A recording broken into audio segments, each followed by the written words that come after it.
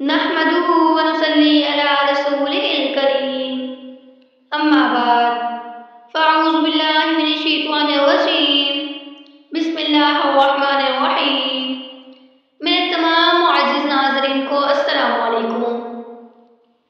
अगर आप लोग नमाज फ़जर अदा करना चाहते हैं, नमाज फ़जर के लिए जल्दी उठना चाहते हैं लेकिन उठ नहीं पाते, आपकी नमाज फ़जर कज़ा हो जाती है, नमाज फ़जर में सुस्ती हो जाती है जिसकी वजह से आपकी फ़जर की नमाज कज़ा हो जाती है, तो आज मैं आप सबको नमाज फ़जर के लिए उठने का आसान तरीका बताऊंगी, जिस पर अमल कर कर आप लोग अपनी फ़जर की नमाज अदा कर सकते हैं। तो इन 5 टिप्स पर, इन 5 तरीकों पर अगर आप लोग अमल कर लेंगे तो आपकी फ़जर की नमाज कज़ा नहीं होगी। तो वीडियो को शुरू करने से पहले मेरे अपने चैनल पर तमाम नए आने वाले व्यूअर से गुजारिश है कि वो मेरे चैनल को सब्सक्राइब कर लें, बेल आइकन को प्रेस कर लें, ताकि मेरी हर नई आने वाली वीडियो सबसे पहले आप तक बआसानी पहुंच सके। तो फ़जर की नमाज के अगर आप सभी लोग फ़ायदे जान लें कि फ़जर की नमाज पढ़ने के कितने ज़्यादा फ़ायदे हैं, फ़जर की नमाज की कितनी ज़्यादा बरकत है, तो किसी की भी नमाज फ़जर कज़ा नहीं होगी।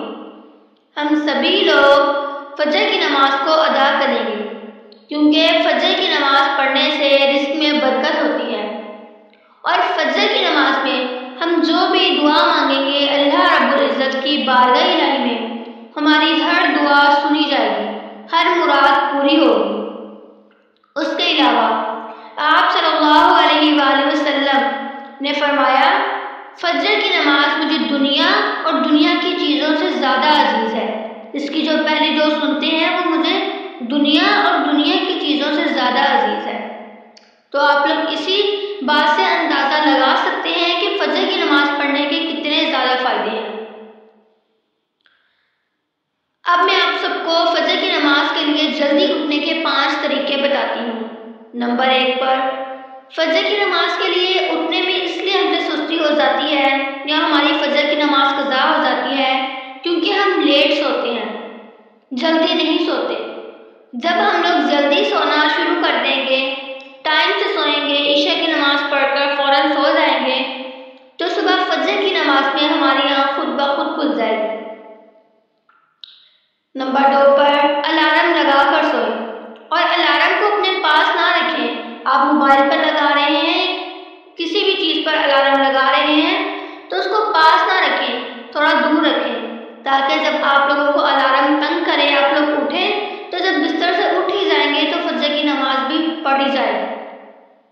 नंबर 3 पर, आयतुल कुर्सी पढ़ कर सोएं। सोने से पहले सोते वक्त की दुआ, आयतुल कुर्सी और पहला कलमा ज़रूर पढ़कर सोया करें, क्योंकि हमें नहीं पता सुबह किसकी आँख खुलेगी किसकी नहीं, तो इसलिए पहला कलमा, आयतुल कुर्सी और सोते वक्त की दुआ लाजमी पढ़कर सभी लोग सोया करें। नंबर 4 पर, जब भी आप लोग सोने लगें तो उससे पहले किसी को भी कह कर सोएं कि सुबह मुझे उठा दें फ़जर की नमाज के लिए। और अगर कोई शख्स किसी को फ़जर की नमाज के लिए या किसी भी नमाज के लिए उठाता है, किसी भी नमाज के लिए दावत देता है, तो आधी नमाज का सवाब उसे मिलता है, यानी कि जो पढ़ेगा उसकी वजह से नमाज, वो किसी को नमाज के लिए उठाएगा तो जो शख्स जिसकी वजह से नमाज पढ़ेगा उसको आधी नमाज का सवाब मिलेगा।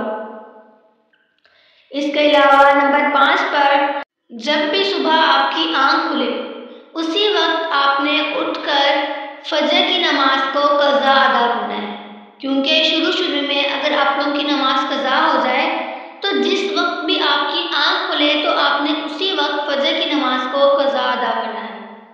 उसके अलावा नफल भी अदा करें और सज़ा के तौर पर सदका भी दें, तो इसकी वजह से आप लोगों फ़जर की नमाज को बाकायदगी से अदा करेंगे।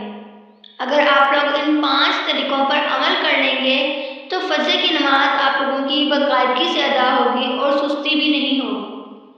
तो अगर आज की वीडियो आप लोगों को पसंद आए तो वीडियो को लाइक कर दें, चैनल को सब्सक्राइब कर दें और वीडियो को ज़्यादा से ज़्यादा लोगों तक शेयर करें ताकि आप लोग भी सवाब के मुस्तहिक बन सकें।